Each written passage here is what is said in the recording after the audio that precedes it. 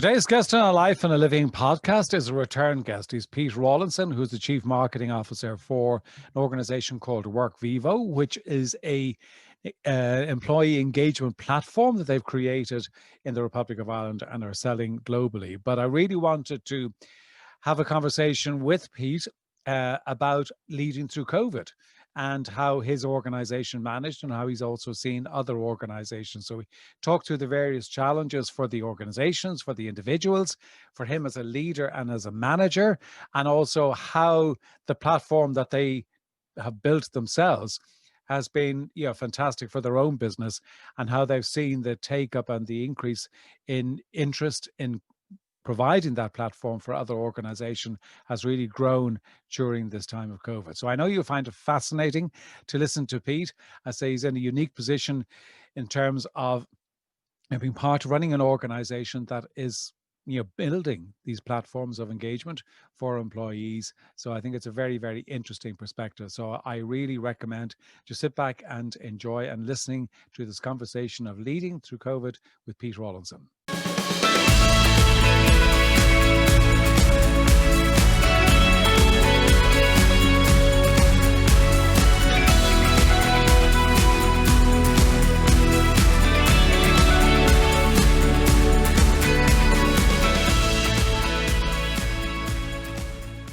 Pete, thanks very much indeed for joining us here in a Life and a Living podcast and to talk about the strange times that we're working through and living through and leading through COVID. But you're very welcome and thank you for coming back.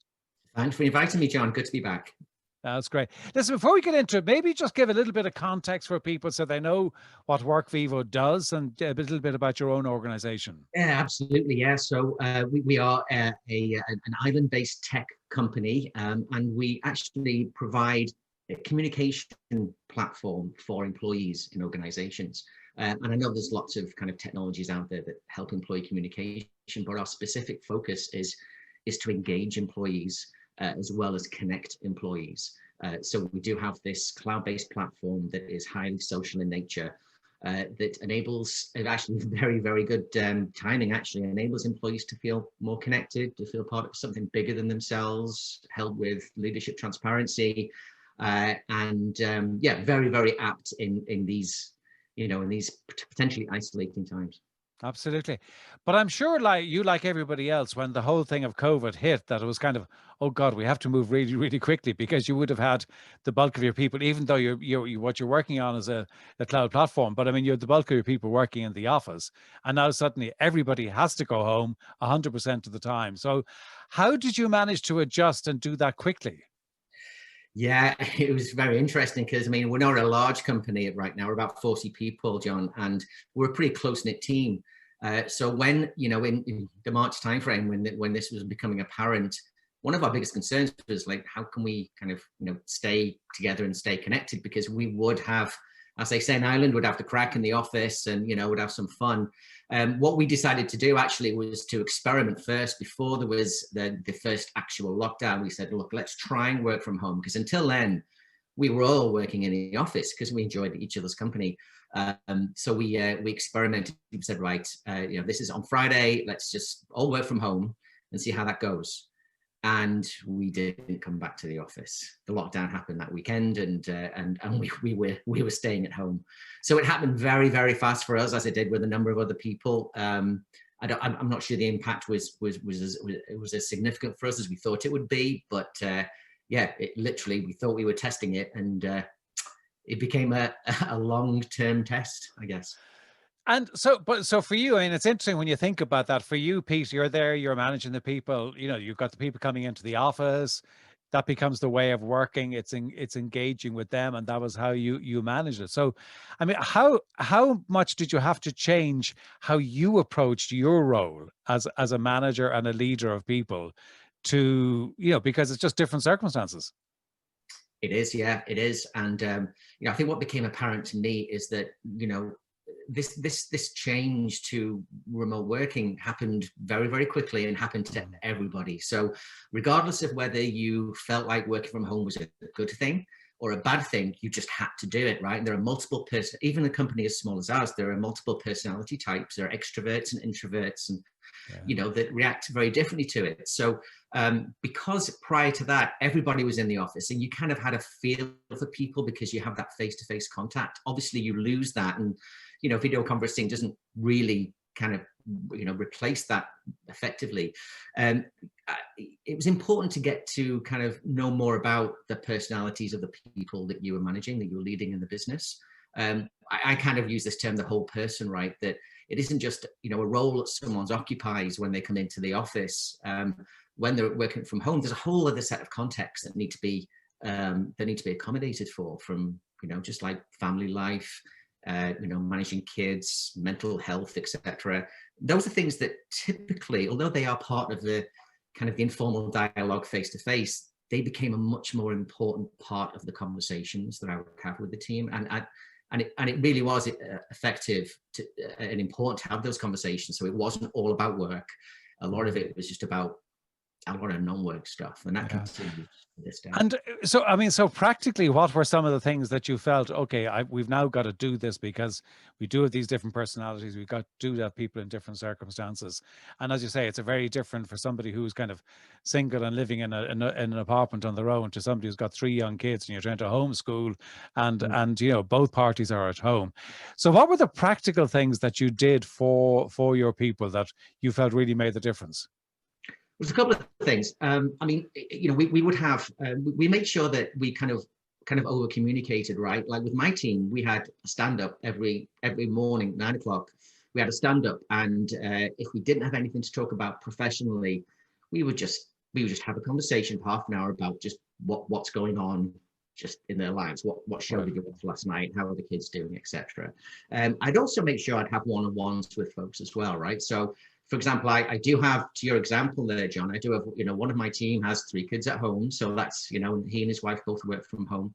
So, you know, we have conversations about how they're managing with that.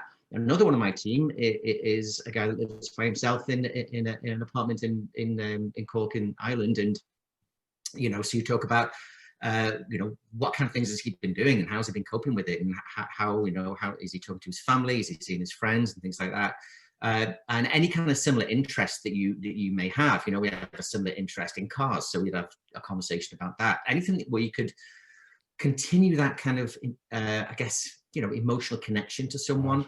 That so every conversation isn't about the tasks that you have, and then you can also garner a little bit of when those people, even over video conferencing, when you do have those personal conversations. You can kind of detect a little bit about kind of what's that person's state of mind, how are they doing, and drill into it a bit more if you need to. Yeah. I found that it's certainly a different set of conversations, but important ones. Yeah.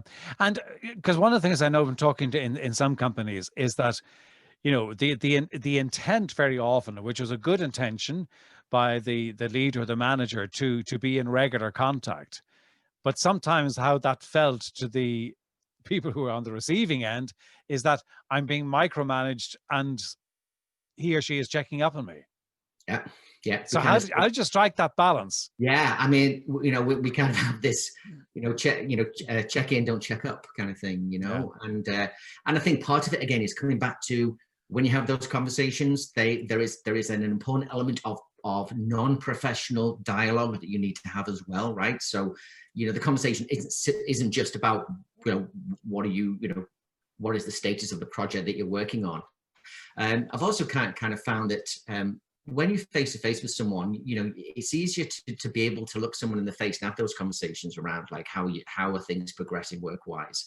When you're over video, it can come across as a little bit more direct, and I think I think the emotional intelligence is just becoming the most important thing, John, now in the way that certainly the way that leadership interact with their teams, and I've found this, you know, challenging. I've worked at it. But you know, you as a leader, you do have to ask questions. How are you doing this project? Where's the report? And you've just got to approach it in a way that is sensitive to that employee's situation. And again, you know, couching that with understanding that the personal context of that employee is really, really important. So you know, and trying to create as open dialogue as possible, so that if people are in any way feeling, you know, I don't feel like I'm performing as well as I can, they can feed that back. And here's the irony is, I think without to a T, the team is outperforming the way they would have been performing when we were all physically together. Yeah. So the irony isn't lost, Isn't it extraordinary? Because I mean, that would be in general the feedback that I'm getting in companies, that people are really performing. So productivity, output, all of that. I mean, that hasn't been affected, and I think that is extraordinary. But I mean, it's also interesting because if you think about the product and the proposition that Workvivo has into the marketplace, now you're suddenly almost kind of testing your own product in your own organization. So, without getting into an ad for Workvivo, but I mean, how does the platform really help organizations at this time? Because to an extent, this is nearly the perfect storm, isn't it, for the platform? It really is. I mean, I would have hoped for a different situation for it to become a perfect storm, but nonetheless, here we are. And we are seeing across our customer base, we're seeing increases in employee engagement, and I think one of the reasons why is because for the communication technology out there within organizations, a lot of the ways people communicate over tech is kind of synchronous communication. It's email, it's direct messaging, and a lot of it tends to be. And especially going remote now tends to be, do you have that report? Can you give me this piece of information? It's very transactional in nature. And what's missing is that kind of asynchronous, non-transactional communication you would typically get with, in an office or another workplace. So what we do is we leverage the way people are used to communicating outside the workplace digitally, i.e. primarily social media. We brought that paradigm into the organization so that you can, post content onto an activity feed that other people can see. That content can be about work, or it can be like we do. We have competitions about funny photos of our dogs every month on Workvivo, right? That's one of our channels, and it's just fun. There are quizzes that take place. There's lots of competitions that happen between the hotel chains that we have as customers, and people actually just feel. I think it's important. This feeling of being part of something else, something bigger than you, is really, really important. And it enables leadership to be able to show a level of transparency. A lot of the CEOs that are on our platform, they're posting photos of what they're doing at the weekend, or posting photos of working at home with their 2-year-old daughter on their lap. And it's just that feeling of kind of bringing more humanity into the workplace. And it's proven, like, we talk to our customers every day about these really amazing anecdotes about how they're using the platform to stay connected in professional and non-professional ways. It's really interesting. I mean, I think it's extraordinary because, when you think about it, we are just so, and I think a lot of what's happened in COVID has been a real sign of this, that we are wired to connect, aren't we? That's the way as human beings, we are just wired to connect, and we need to do that in many different ways. And I think that the exciting thing for what you're doing is that you're a solution to a problem that so many organizations are facing right now, because they are, and you hear it being talked about, people are just getting brain dead from, back-to-back Zoom calls, and it's all about there are more meetings getting in, and they're not just getting that kind of break from it. And that's why I think that what you're doing is such an important part of the organization, to bring that platform and for people to be able to communicate in that way. Yeah, I mean, look, I think it's important, John.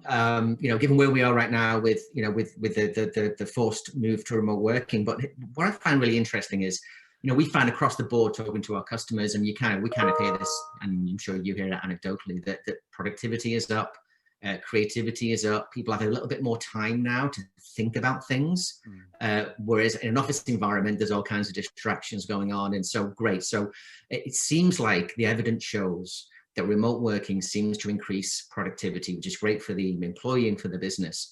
But we have all been forced into this situation, and although it's been now 11 months of COVID, it's still pretty early days in understanding the long-term effects of human beings working in isolation. So my concern, really, what we aim to do is, let's leverage that productivity and creativity in the remote workforce.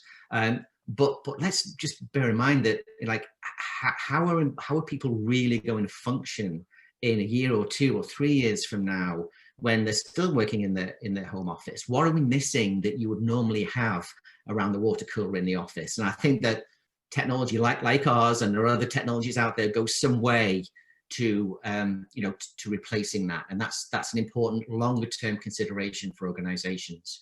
I think that's very, very true. If you look back, on that period now, in the last whatever 10 months, whatever it is that we are, if you look back on that time, Pete, I mean, would you do things differently? Are there things that you kind of think, gosh, I wish we hadn't done that, or I wish we had done that? Would you do anything differently?